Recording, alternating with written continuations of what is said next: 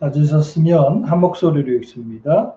내가 어렸을 때에는 말하는 것이 어린 나이와 같고 깨닫는 것이 어린 나이와 같고 생각하는 것이 어린 나이와 같다가 장성한 사람이 되어서는 어린 아이의 일을 버렸노라. 아멘. 우리 인사 나누겠습니다. 지난 한 주간 어떻게 보내셨습니까? 오늘은 어떠십니까? 서로 인사 나눕니다. 돌아오는 한 주간 어떠실 것 같습니까? 네. 주 안에서 오늘 고백했던 것처럼 더 복된 일들 많이 있어지시기를 주님의 이름으로 축복합니다. 오늘도 여러분의 삶 가운데 좋은 일 있으시라고 제가 넌센스 퀴즈를 준비했습니다. 잘 듣고 답해 주시면 되겠습니다. 온라인으로 드리는 분들은 댓글로 남겨주세요. 답을. 잘 들으세요.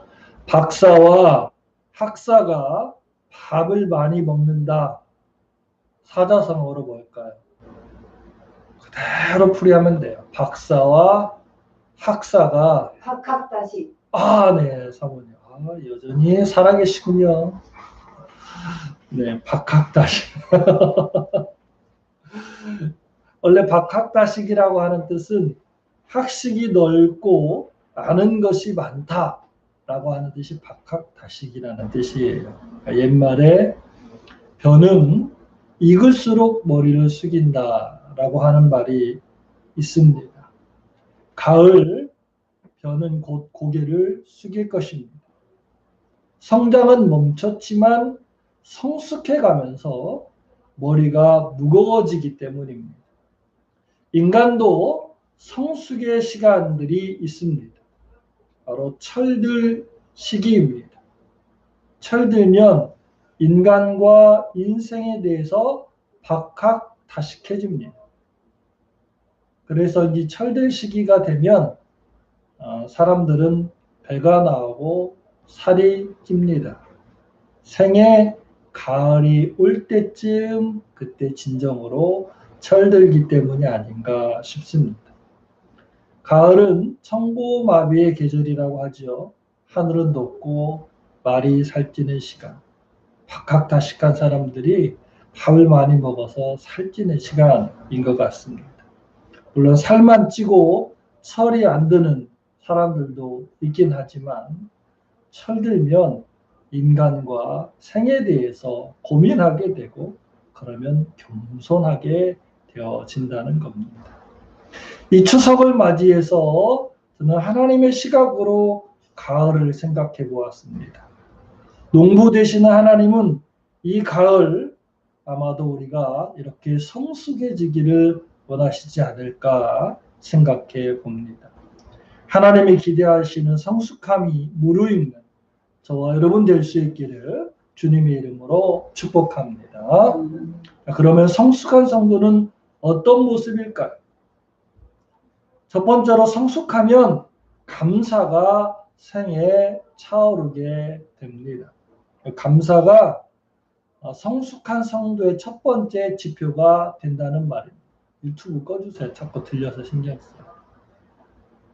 자녀들이 청소년기를 거치면서 부모님께 참 나는 감사하다라고 하는 사실들을 느껴지는 때가 있어요. 물론 그게 점점 인간이 성숙해지면서 그 감사 깊이가 점점 더 깊어지는 것은 사실입니다만 아이들이 부모에게 감사하다라고 표현하는 순간 우리가 그렇게 말을 하죠. 아우 철들었네 라고 말을 하잖아요.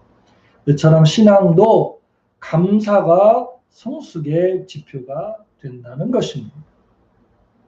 저와 여러분이 하나님 앞에 받은 것들을 감사할 수 있는 이 가을이 될 수 있기를 주님의 이름으로 축복합니다. 고대 그리스의 철학자 플라톤은 행복하기 위한 조건으로 5가지를 말하고 있습니다. 첫 번째는 먹고 입고 살기에 조금은 부족한 듯한 재산. 두 번째는 모든 사람이 칭찬하기에는 약간 부족한 외모. 세 번째는 자신이 생각하는 것에 반밖에 인정받지 못하는 명예. 네 번째는 남과 겨루어 한 사람은 이겨도 두 사람에게는 질 정도의 체력.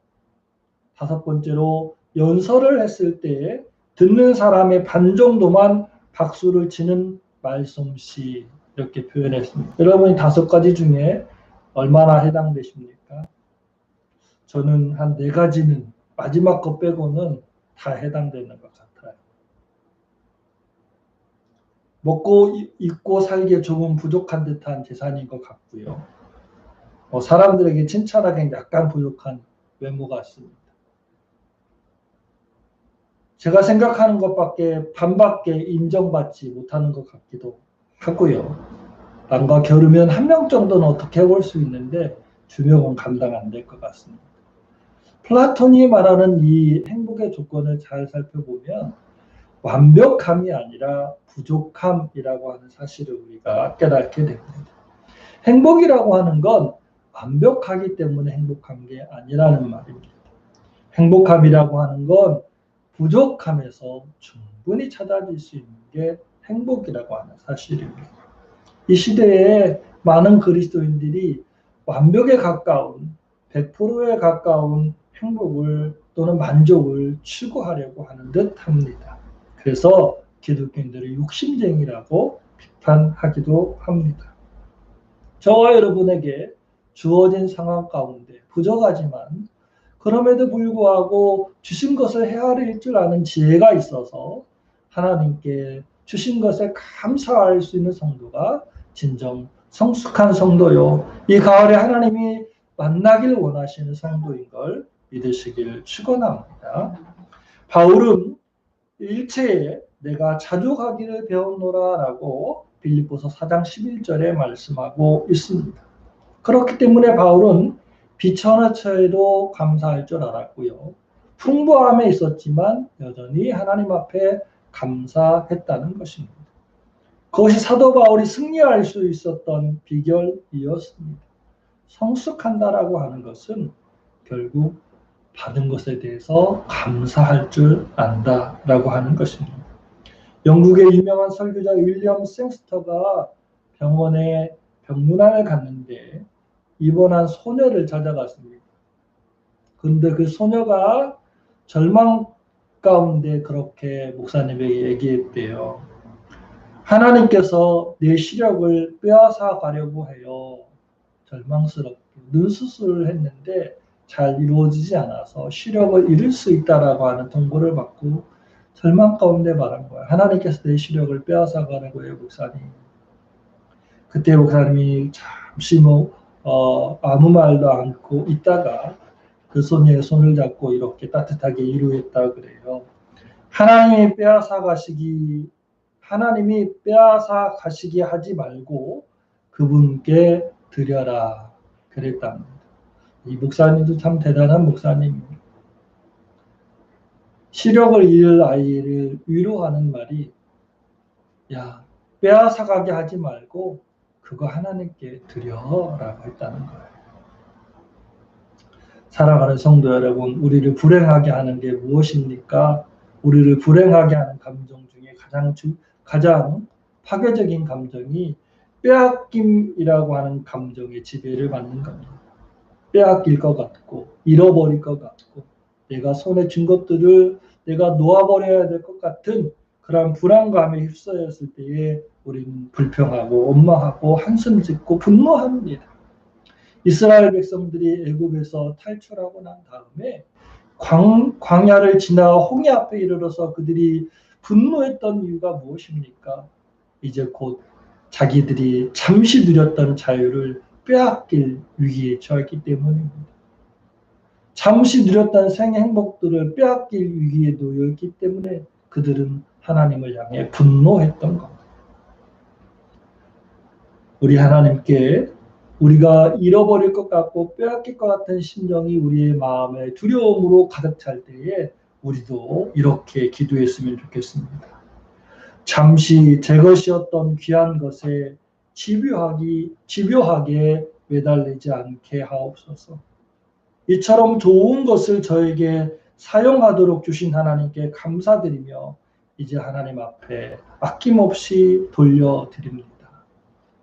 이러한 고백이 물론 쉽지는 않겠지만 하나님 앞에 그렇게 성숙한 기도가 저와 여러분에게 있기를 주님의 이름으로 축복합니다.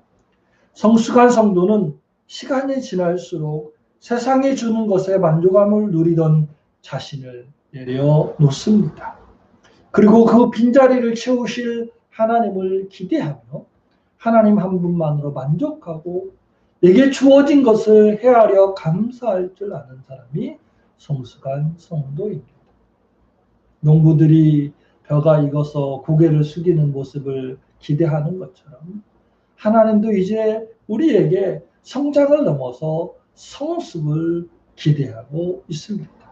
하나님 앞에 성숙한 성도들 될 수 있기를 주님의 이름으로 축복합니다. 두 번째로 성숙하면 하나님의 은혜에 대해 깨달음이 넓어지고 깊어진다는 겁니다. 감사가 성숙의 첫 번째 지표라고 한다면 은혜에 대한 깨달음, 성숙의 최고의 지표가 된다는 것입니다. 은혜에 대한 깨달음이야말로 우리가 성숙했다라고 하는 최고의 지표로 사용되어질 수 있습니다. 결혼을 해서 자녀를 낳고 길러봐야 그 부모의 심정을 안다 그러지 않습니까? 또 고생을 해봐야 일상의 고마움을 안다라고 말하지 않습니까? 바로 성숙을 해야 비로소 보여지는 것이 있다라고 하는 사실입니다. 성숙해야 알아지는 것이 있고 성숙해야 비로소 깨달아지고 이해되고 사랑이 깊어지는 그러한 것들이 있는 것입니다. 10명의 문둥병자가 고침을 받았습니다. 이들은 절박한 가운데 예수님을 찾았고 예수님께서 그들의 소원을 이루어 주었습니다. 그런데 그 중에 9명은 유대인이었고 1명은 이방인이었습니다.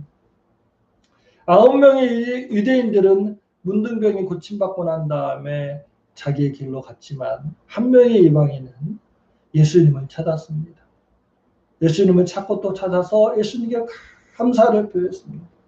그때 예수님께서 야 아합은 어디 있느냐 말하지 않습니까? 이처럼 하나님의 은혜를 더 많이 누려왔던 자들이 오히려 감사하지 않는 모습이 오늘날 우리 성도들의 모습은 아닌지 생각해 보아야 할 것입니다. 저와 여러분은 누림으로 익숙해지진 않았는지 되돌아볼 필요가 있다는 겁니다. 한 심리학자가 아주 재밌는 실험을 했습니다. 어느 동네의 한 구역을 택해서 아침마다 집집마다 집 앞에 돈을 두고 초인종을 눌렀습니다. 사람들이 처음에는 나와서 그 놓여있는 돈을 보고 이게 도대체 뭘까 고민하다가 그 돈을 가지고 가는 것을 관찰했습니다.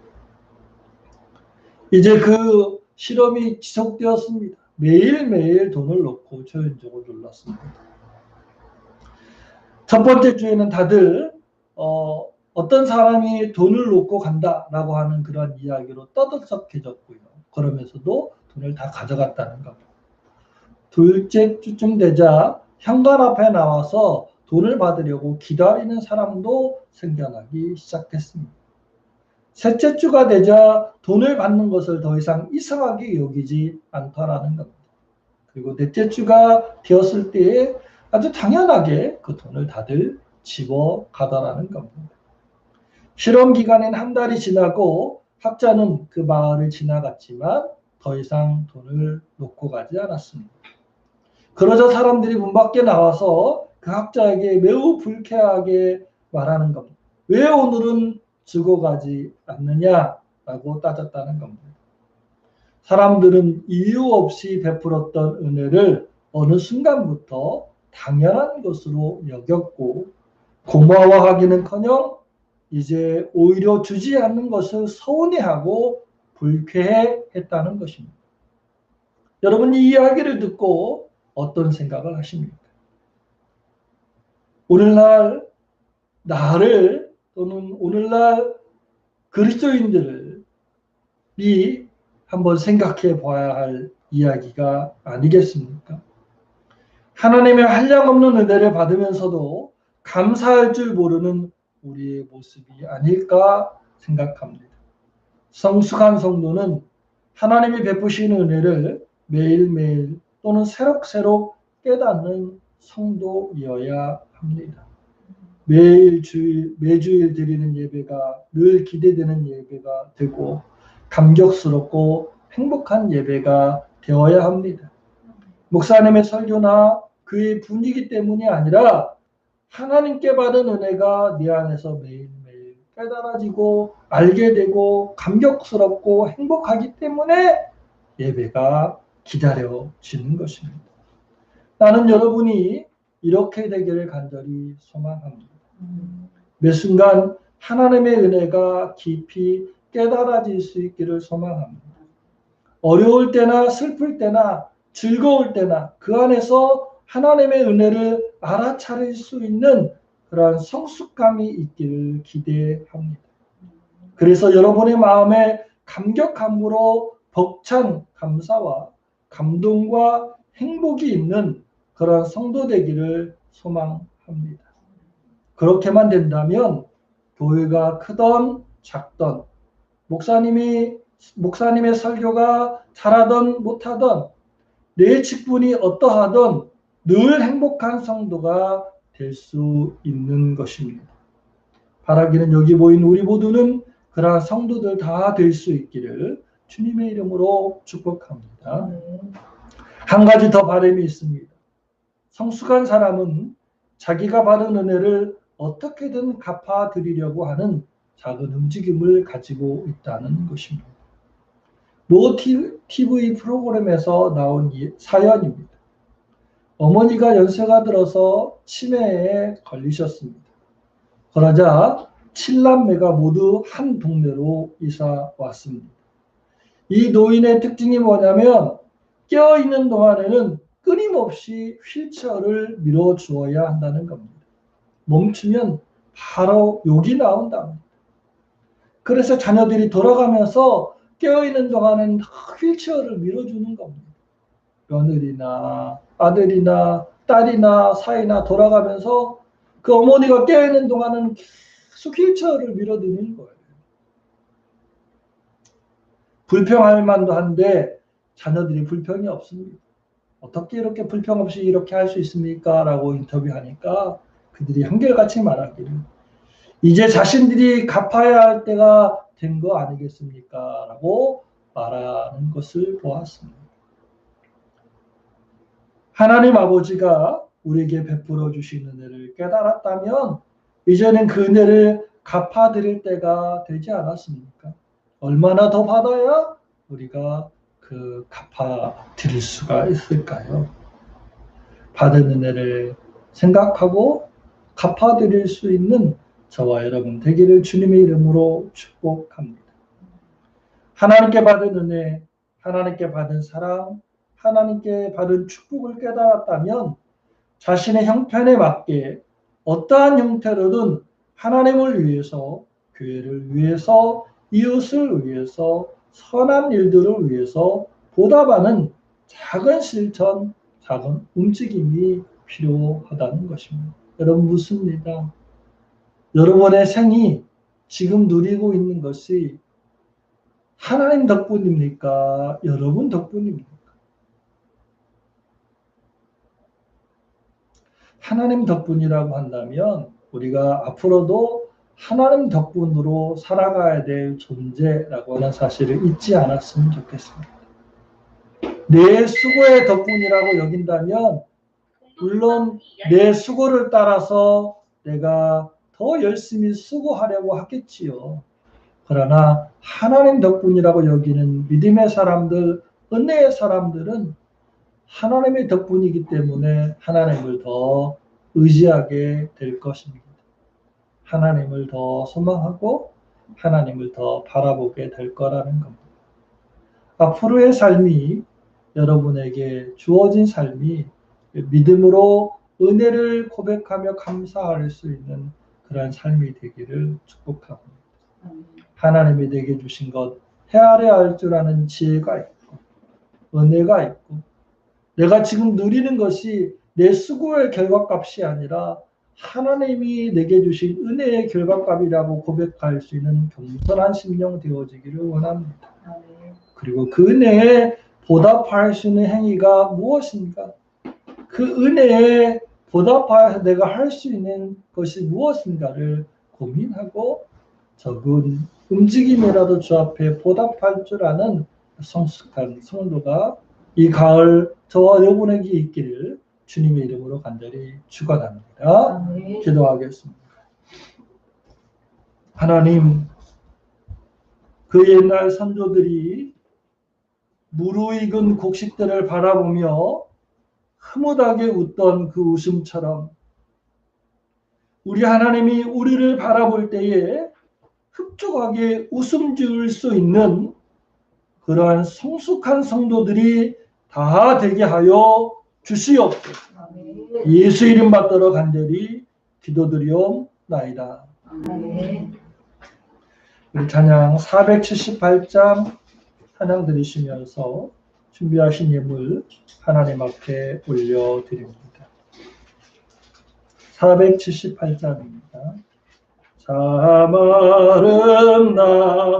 아름다워라 주님의 세계는 더 솔로몬의 옷보다 고운 백합화 주 찬송하는 것 더 맑은 새소리 내 아버지의 지으신 그 솜씨를 떠나 참 아름다워라 주님의 세계는 더 아침에와 저녁 밤하늘 빛난 별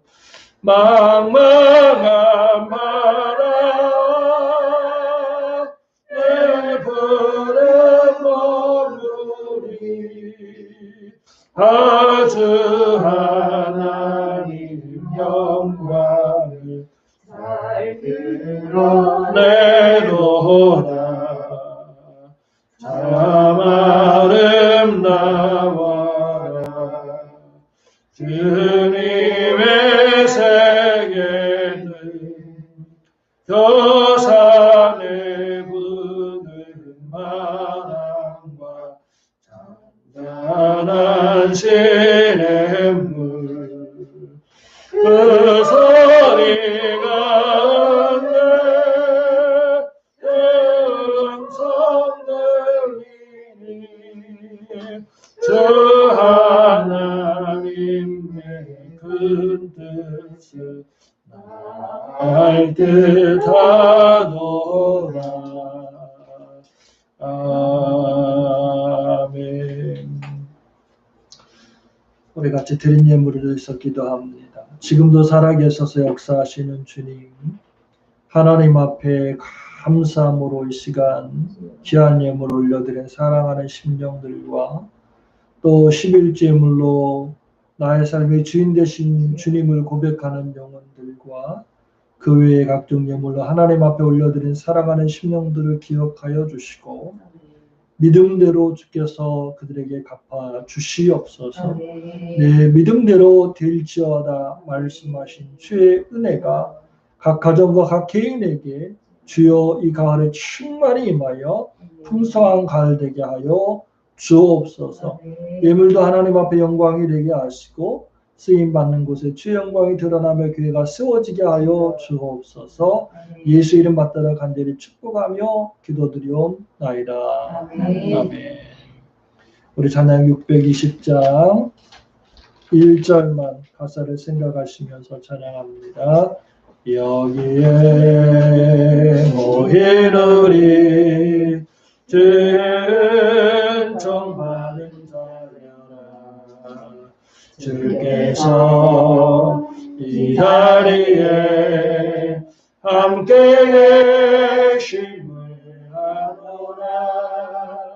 언제나 주님만을 찬양하며 따라가니 시험을 당할 때로 함께 계심을 믿노라.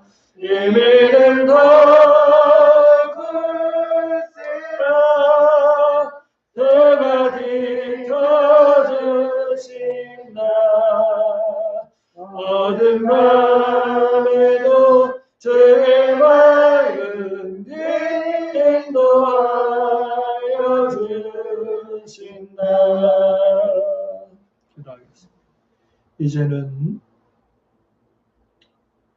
우리를 위해서 십자가에 못 박혀 돌아가신 예수님의 그 크신 은혜와 그의 아들 독생자 예수 그리스도를 우리에게 주시고 그 안에도 풍성한 삶을 예비하신 하나님의 그 크신 사랑하심과 성령의 감화 감동으로 충만하신 이 가을 하나님 앞에서 성숙한 성도인지 뒤돌아보고 성숙해져 갈 수 있는 또 그렇게 되기를 원하는 모든 심령들 위해 이제로부터 영원토록 함께 하옵시기를 간절히 축원하옵나이다.